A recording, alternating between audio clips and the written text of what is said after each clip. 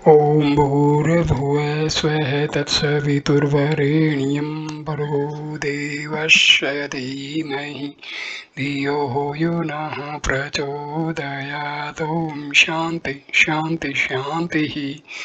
नमस्कार मेरे प्यारे दोस्तों, ये भगवान श्री रामना के उपदेश उनके अपने शब्दों में इस श्रृंखला में ये 8वां वीडियो है। वीडियो प्रश्नोत्तरी से शुरू होता है। हम सेल्फ इंक्वायरी आत्मा अनुसंधान का टॉपिक इस पर बात कर रहे हैं। आत्मा अनुसंधान का अभ्यास कैसे किया जाता है, इस पर साधक भगवान रामनासी प्रश्न पूछ रहा है। प्रश्न: साधक को यह अभ्यास किस प्रकार शुरू करना चाहिए? महर्षि उत्तर देते हैं, मैं कौन हूँ, इस अन्वेषण से ही मन शांत होगा। चिता को सकोरने की लकड़ी की तरह मैं कौन हूँ यह विचार अन्य सब विचारों का नाश करके स्वयं ही नष्ट हो जाता है। यदि दूसरे विचार प्रकट हों तो साधक को उनको पूरा किए बिना वे किसी उत्पन्न हुए इसकी तलाश करनी चाहिए।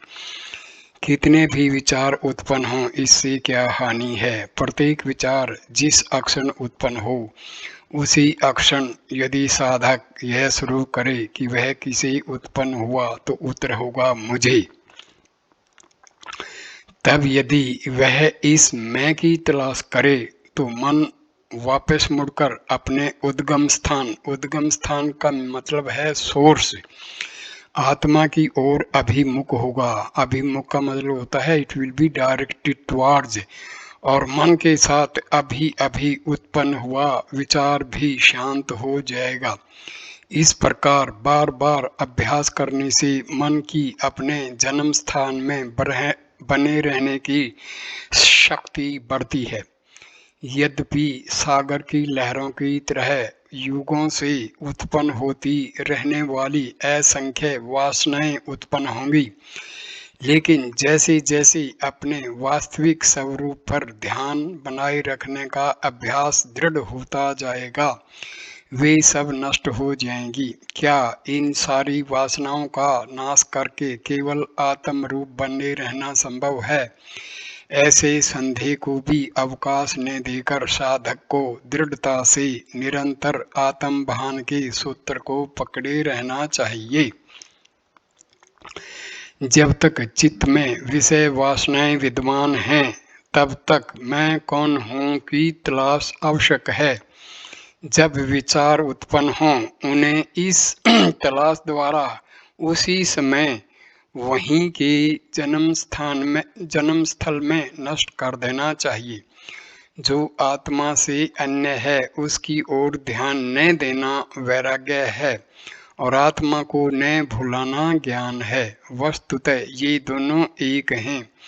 जैसे कोई गोताखोर अपनी कमर पर पत्थर बांधकर सागर में गोता लगाकर उसके तल में रहे मोती पाता है, ऐसे ही प्रत्येक मनुष्य वैराग्य पूर्वक अपनी भीतरी गहराई में डूबकर आत्मा को प्राप्त कर सकता है। निरंतर अपने वास्तविक स्वरूप की स्मृति को आत्मा अनुभव तक बनाए रखना पर्याप्त है।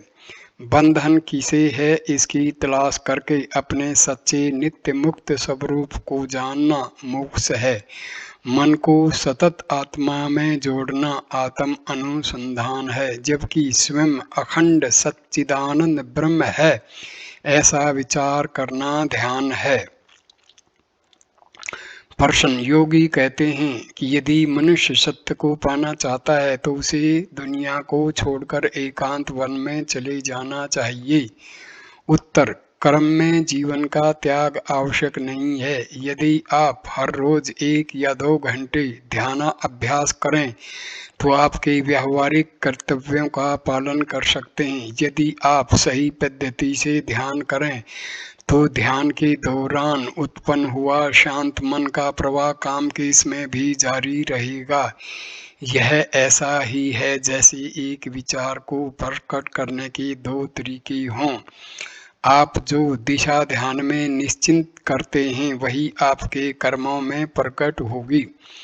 प्रश्न, ऐसा करने से क्या परिणाम होगा? उत्तर, यदि आप नियमित ध्यान अभ्यास करते रहेंगे तो मालूम होने लगेगा कि लोगों के, घटनाओं के एवं पदार्थों के प्रति आपका दृष्टिकोण बदलता जाता है।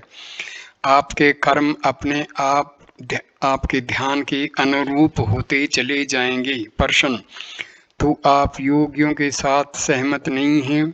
उत्तर, मनुष्य को जगत से बांधने वाली व्यक्तिक स्वार्थपरता छोड़नी चाहिए। गलत अहम का त्याग सच्चा संन्यास एवं योग है।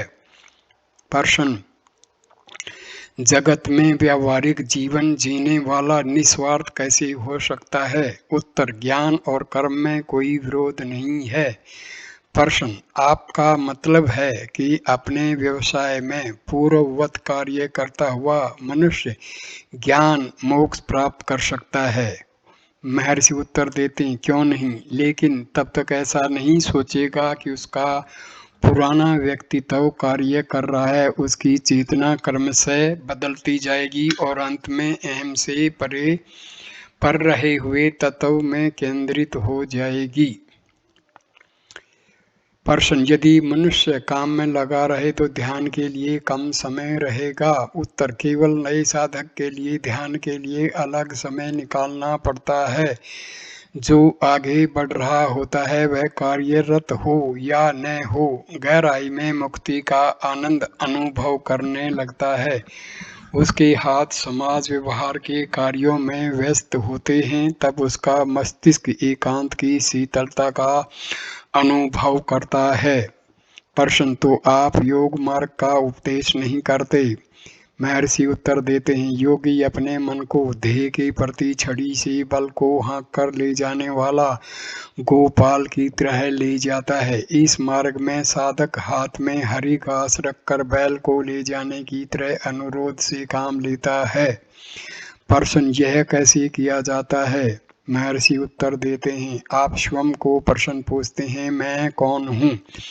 यह अनुसंधान अंत में आपको अपने भीतर मन से पर मन के पीछे रहे हुए तत्व की ओर ले जाता है। अन्वेषण द्वारा इस महाप्रश्न का समाधान पाइए और आपको सारे प्रश्नों का समाधान मिल जाएगा। प्रश्न, मैं को ढूंढने पर वहां कुछ नहीं दिखता? उत्तर, क्योंकि आपको शरीर के साथ आत्मा को एक रूप मानने की आदत हो गई है। आप कहते हैं कि वहां आपको कुछ नहीं दिखता। वहां क्या देखना है? कौन देखने वाला है? वह कैसे दिखता है? केवल एक चैतन्य है जो अहम विचार रूप में प्रकट होकर स्वयं को शरीर से एक रूप मानता है तथा नेत्रों के माध्यम से स्वयं का चारों ओर प्रक्षेपण करके वस्तुओं को देखता है। वह जागृत अवस्था में सीमित होने के कारण स्वयं से भिन्न कुछ देखना चाहता है। उसकी इंद्रियों का प्रमाण सच्चाई की मुद्रा मोहर है, लेकिन वह इस तथ्य का स्वीकार नहीं करेगा कि दृष्टा दृश्य तथा दर्शन उसी एक अहम रूप से स्फुरित होने वाले चैतन्य की अभिव्यक्ति है। ध्यान से मनुष्य इस भ्रम से मुक्त हो जाता है कि आत्मा कोई दिखाने वाला पदार्थ है। सत्य यह है कि वहाँ दिखने वाली कोई वस्तु नहीं है। आप इस समय मैं का अनुभव किस तरह करते हैं? क्या आप अपने को जानने के लिए आपके समक्ष दर्पण रखते हैं? सभानता मैं है उसका अनुभव कीजिए, वह सत्य है। प्रश्न, विचारों के उद्गम स्थान की तलाश करने पर अहम की प्रतीति होती है, लेकिन उससे मुझे संतोष नहीं होता। उत्तर, बिल्कुल ठीक है। अहम की प्रतीति रूप के साथ संभवतः शरीर के साथ जुड़ी हुई है। शुद्ध आत्मा के साथ कुछ भी जुड़ा हुआ नहीं होना चाहिए। आत्मा असंयुक्त शुद्ध सत्य है, जिसके प्रकाश में अहंकार और शरीर प्रतीत होते हैं। सब विचारों के रुक जाने पर शुद्ध चेतन शेष रहती है। शुद्ध चेतना शेष रहती है। नींद से जगने पर तुरंत, अर्थात जगत के बारे में सभान होने से पहले, वह शुद्ध अहम अहम होता है। नींद के अधीन हुए बिना एवं दूसरे विचारों में उलझे बिना उसे दृढ़ता से पकड़ रखा जाए तो जगत के दिखने में कोई हानि नहीं होगी। दृष्टा दृश्य पदार्थों से प्रभावित नहीं होता। अहंकार क्या है, इसका अन्वेषण कीजिए। शरीर अचेतन है, वह मैं नहीं कह सकता। आत्मा शुद्ध अद्वितीय सत्ता है, चेतना है, वह मैं नहीं कह सकता। कोई भी गहरी नींद में मैं नहीं कहता तो अहंकार है क्या? वह जड़ शरीर एवं आत्मा के बीच की कोई चीज है, इसका कोई निश्चित स्थान नहीं है। यदि गंभीरता पूर्वक उसकी तलाश की जाए तो प्रेत की तरह वह अदृश्य हो जाता है। रात्रि में अपने निकट छाया हिलने से मनुष्य कल्पना करता है कि कोई भूत या प्रेत है। यदि वह निर्भय होकर ठीक से देखे तो उसे पता चलता है कि वास्तव में कोई भूत नहीं है और जिसे वह प्रेत समझता था वह पेड़ या खंबा है। यदि वह ठीक से न देखे तो प्रेत उसे भयभीत करेगा। केवल ठीक से देखना, तलाश करना जरूरी है, तब प्रेत अदृश्य हो जाता है। वहाँ प्रेत था ही नहीं। अहंकार भी इसी प्रकार का आभास है। वह शरीर और शुद्ध चैतन्य के बीच की अप्रत्यक्ष कड़ी है, वास्तविक सत्य नहीं है। मनुष्य जब तक उसे ठीक से देखता परखता नहीं, तब तक वह उसे परेशान करता रहता है। लेकिन जब वह उसकी ठीक से तलाश करता है तो उसे यह पता चलता है कि उसका अस्तित्व नहीं है। इस तथ्य को समझाने के लिए एक कहानी है। हिंदुओं के विवाह प्रसंग में प्राय 5-6 दिन तक समूह भोजन समारोह चलते रहते हैं। ऐसे एक प्रसंग में कन्या पक्ष वालों ने गलती से एक अपरिचित व्यक्ति को सबसे श्रेष्ठ मान लिया और उस विशेष आदर से उसका स्वागत इत्यादि करने लगे। कन्या पक्ष वालों को उसके साथ विशेष आदर से पेश आते देख वर पक्ष वालों ने उसे उनका कोई महत्वपूर्ण आदमी मान लिया और वे भी उसके साथ विशेष आदर प्रदर्शित करने लगे। उस अनजान आदमी का समय बड़े आनंद से गुजरने लगा। वह हमेशा सच्ची स्थिति को जानता था।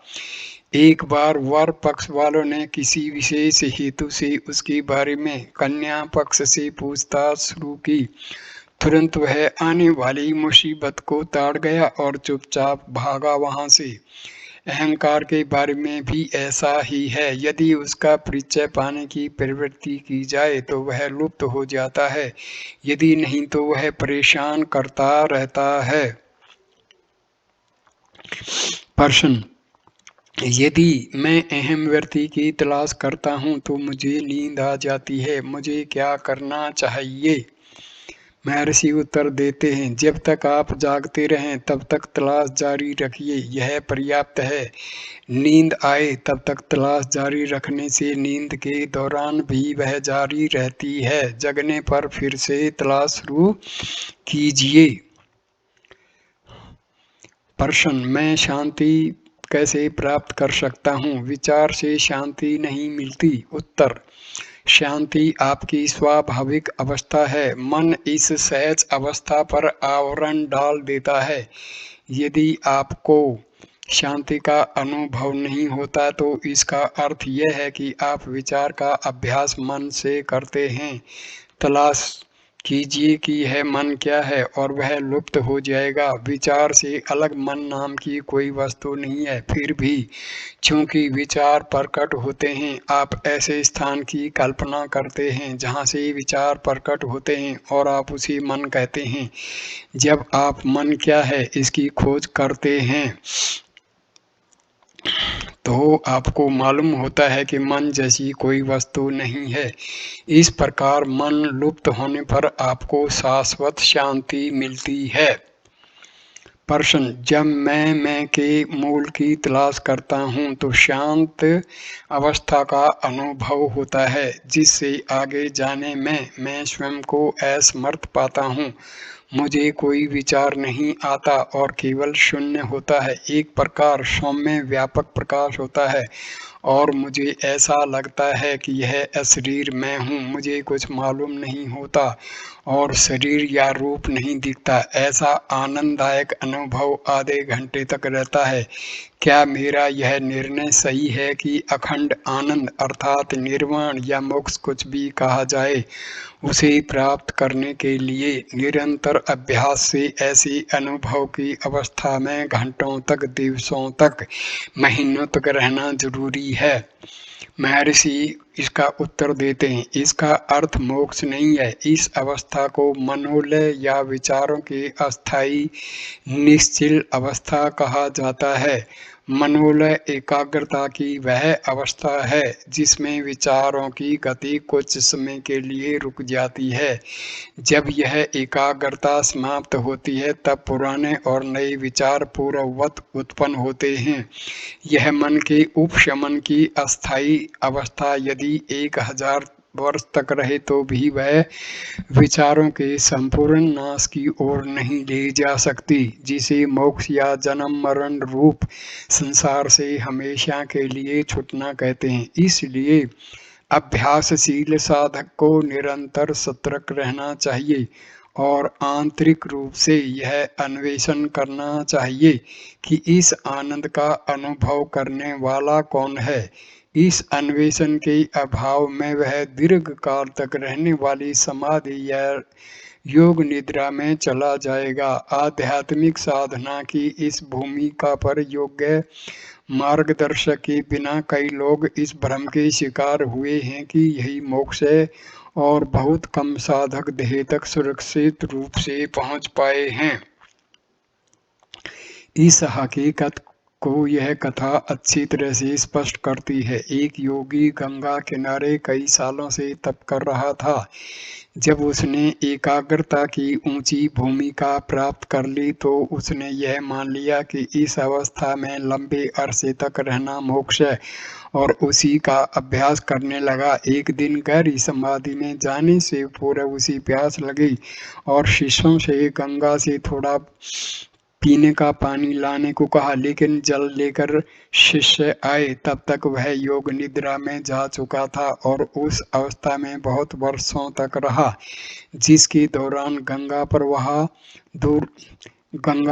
दूर हट गया था। जब वह उस अवस्था से जागा तो तुरंत उसने कहा, पानी पानी, लेकिन न तो वहां शिष्य थे न गंगा का प्रवाह। सबसे पहले जो चीज उसने मांगी वह पानी था, क्योंकि समाधि में जाने से पूर्व उसके मन की ऊपरी सतह पर पानी का विचार था और मन को एकाग्र करके, चाहे वह एकाग्रता कितनी ही गहरी और लंबे अरसे तक रहने वाली क्यों न हो, उसने सब विचारों को अस्थायी रूप से शांत कर दिया था। जब उसकी चेतना वापस आई तो वह ऊपरी सतह वाला विचार पूरी शक्ति एवं विवेक के साथ वर्षाकालीन बांध तोड़कर बहने वाली नदी के बाढ़ के प्रवाह की तरह ऊपर आ गया। ध्यान में बैठने के पूर्व अक्षर में आए विचार का यदि यह प्रभाव है तो इसमें संदेह नहीं कि उससे पहले लंबे समय के दृढ़ मूल हुए विचार भी उसी तरह सुरक्षित बने रहेंगे। यदि सब विचारों का नाश मोक्ष है तो क्या उसने मोक्ष पा लिया था, ऐसा कहा जा सकता है?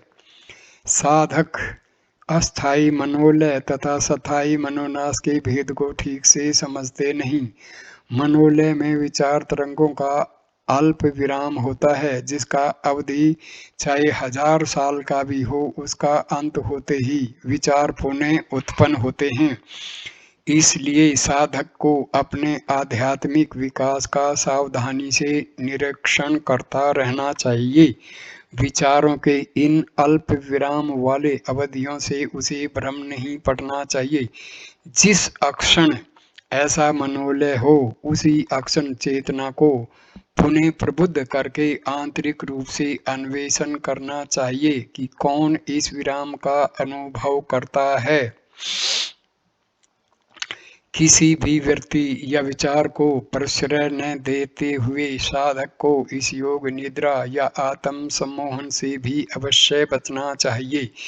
यद्यपि यह ध्येय के प्रति प्रगति का चिन्ह है, फिर भी यह वह बिंदु है जहाँ से मोक्ष और योग निद्रा के मार्ग अलग होते हैं। मोक्ष का सबसे सरल, सीधा एवं छोटा मार्ग विचार मार्ग है। इसे अन्वेषण से आप विचार शक्ति को तब तक गहराई में ले जाते हैं जब तक वह अपने जन्म स्थान तक पहुँचे और उसमें समा जाए।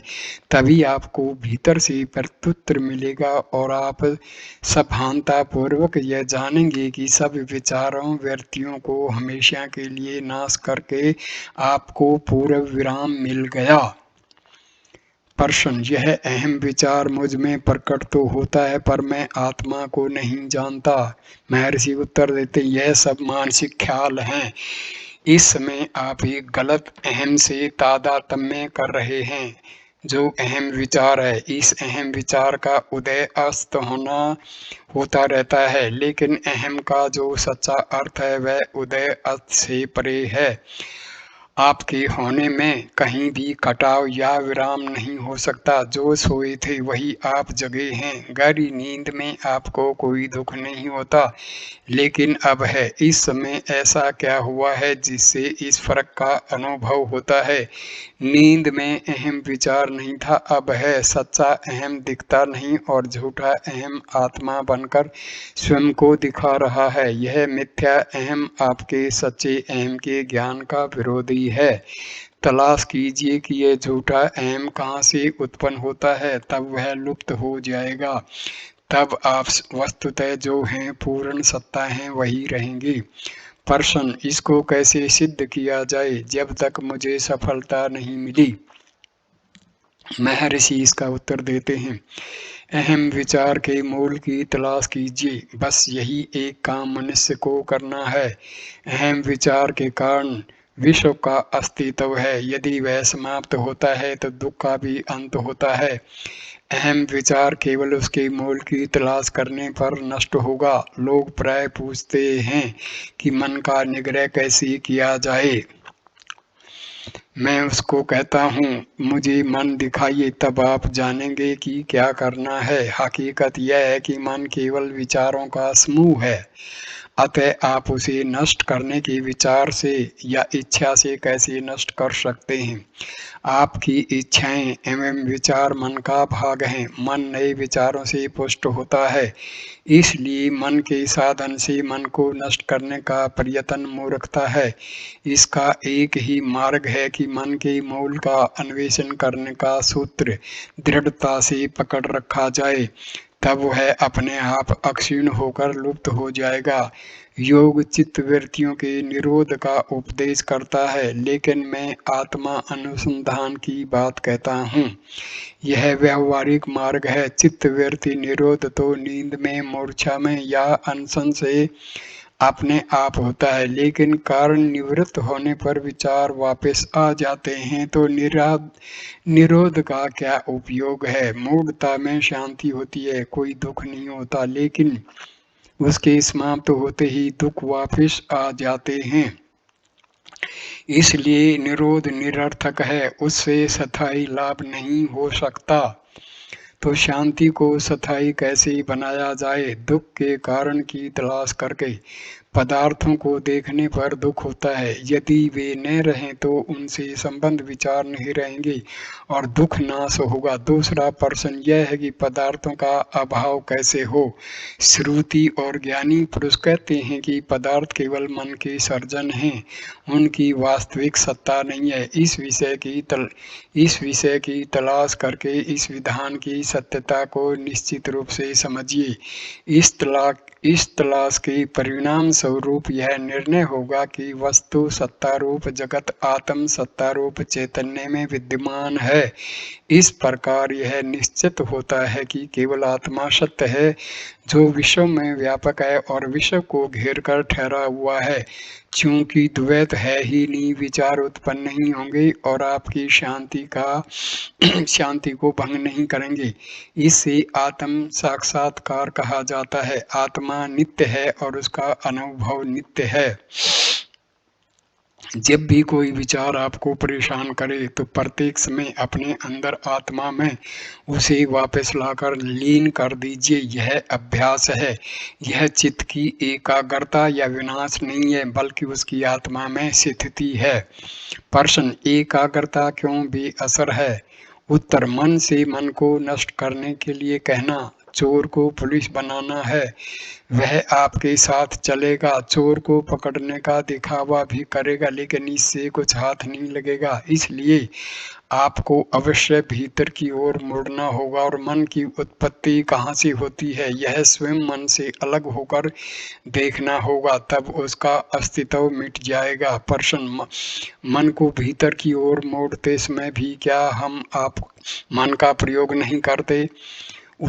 महर्षि उत्तर देते हैं, बेशक हम मन का प्रयोग करते हैं। यह प्रसिद्ध एवं स्वीकृत सत्य की मनोनाश मन की सहायता से ही सिद्ध होता है। लेकिन प्रारंभ में ही यह कहना कि मन है और आप उसे मारना चाहते हैं उचित नहीं है। इसके बजाय आप मन के जन्म स्थान का अन्वेषण करें तो आपको मालूम होगा कि मन का अस्तित्व ही नहीं है। बहिर्मुख मन विचारों एवं पदार्थों के रूप में परिणत होता है। अंतर्मुख मन स्वयं आत्मा बन जाता है। प्रश्न: अब भी मैं समझ नहीं पा रहा हूँ। आप कहते हैं कि वर्तमान अहम मिथ्या है, इसको कैसे हटाया जाए? उत्तर: आपको गलत अहम को हटाना नहीं है, अहम स्वयं को कैसे हटा सकता है? आपको जो करना आवश्यक है वह सिर्फ इतना कि उसके मूल को ढूंढकर वहीं रहना है। आपके प्रयत्न की पहुंच केवल यहाँ तक है, तब पर तत्व अपने आप को संभालेगा। वहां आप असहाय हैं, कोई प्रयत्न वहां पहुंच नहीं सकता। प्रश्न: यदि मैं हमेशा यहाँ और अभी हूँ तो मुझे इसका अनुभव क्यों नहीं होता? उत्तर: बस यही बात समझनी है। अनुभव नहीं होता ऐसा कौन कहता है? क्या ऐसा सच्चा अहम कहता है कि मिथ्या अहम? इसकी परीक्षा कीजिए। आपको तब पता चलेगा कि यह मिथ्या अहम है। यह मिथ्या अहम रुकावट है जिसे हटाना जरूरी है, तब सच्चे अहम का आवरण हट जाएगा। मैंने अनुभव नहीं किया, यह भाव अनुभव के मार्ग में रुकावट है। वस्तुतः वह पहले से ही अनुभव गोचर है, कोई नया अनुभव आवश्यक नहीं है। अनुभव नई चीज नहीं है। यदि वह अब तक अस्तित्व में नहीं था और उसे अब अस्तित्व में आना हो तो वह अनित्य है। जिसका जन्म है उसकी मृत्यु भी होती है। यदि अनुभव नित्य नहीं है तो उसे प्राप्त करना बेकार है। इसलिए जिसे हम ढूंढ रहे हैं वह ऐसा नहीं है जिसे नए सिरे से अस्तित्व में आना है। वही तो एकमात्र नित्य तत्व है, लेकिन रुकावट के कारण जाना नहीं जा रहा है और इसी को हम ढूंढ रहे हैं। जो हमें करना है वह यही कि रुकावट को या आवरण को हटाना है। जो नित्य है वह नित्य है, ऐसा अज्ञान के कारण नहीं जाना जा रहा है। अज्ञान रुकावट है, रुकावट पार कीजिए और सब अच्छा ही होगा। अज्ञान और अहम विचार एक हैं, उसके मूल की तलाश कीजिए और वह नष्ट हो जाएगा। अहम विचार प्रेत जैसा है, ठोस नहीं है। वह शरीर के साथ उत्पन्न होता है, बढ़ता है तथा नष्ट होता है। देहभान मिथ्या अहम है, इसे छोड़ना हो तो इसके मूल की तलाश कीजिए। दूसरा उपाय नहीं है। मैं हूँ ऐसा शरीर नहीं कहता। आप कहते हैं मैं कौन हूँ, इसकी तलाश कीजिए। उसके मूल का अन्वेषण करने से ही वह लुप्त होगा। प्रश्न: मन कितनी देर तक हृदय में स्थिर रहता है, रखा जा सकता है? उत्तर: अभ्यास से अवधि बढ़ती है। प्रश्न, उस अवधि के अंत में क्या होता है? उत्तर, मन अपनी वर्तमान साधारण स्थिति में आ जाता है। हृदय की एकता की जगह दृश्य विश्व की विविधता ले लेती है। इसे बहिर्मुख मन कहते हैं। हृदय के प्रति गति करने वाले मन को विश्रांत मन कहते हैं। जब साधक हर रोज इस प्रकार के अभ्यास का अवधि अधिक बढ़ाता है तो दोषों के दूर होने से मन शुद्ध हो जाता है और अभ्यास इतना सरल हो जाता है कि शुद्ध मन जिस अक्षण स्वमूल का अन्वेषण प्रारंभ करता है उसी अक्षण हृदय में लीन हो जाता है। प्रश्न, ध्यान में सच्चिदानंद आत्मा का एक बार अनुभव करने वाले साधक के लिए व्युत्थान अवस्था में स्वयं को शरीर मानना संभव है? उत्तर, हाँ, यह संभव है, लेकिन धीरे धीरे अभ्यास के परिपक्व होने पर उसका यह मिथ्या तादात्म्य लुप्त हो जाएगा। आत्मा के पूर्ण प्रकाश में भ्रम का अंधकार हमेशा के लिए नष्ट हो जाता है। सब वासनाओं का उन्मूलन किए बिना प्राप्त किया गया आत्मा अनुभव शिथिल नहीं होता। अतः वासना अक्षय के लिए अवश्य अभ्यास जारी रखना चाहिए। सभी वासनाओं के नष्ट होने पर ही ज्ञान एकम्प्य भाव से शिथिल रहता है। हमें युगों पुराने संस्कारों के विरुद्ध युद्ध करना पड़ता है। वे सब जाएंगे। भूतकाल में जिन्होंने साधना की होती है उनकी वासनाएं तुलनात्मक दृष्टि से जल्दी चली जाएंगी, दूसरों के लिए कुछ देर से जाएंगी। मैं इस 8वें वीडियो को यहीं पर विराम देता हूँ। Please like, comment and share the video and subscribe the channel. नमस्कार मेरे प्यारे दोस्तों।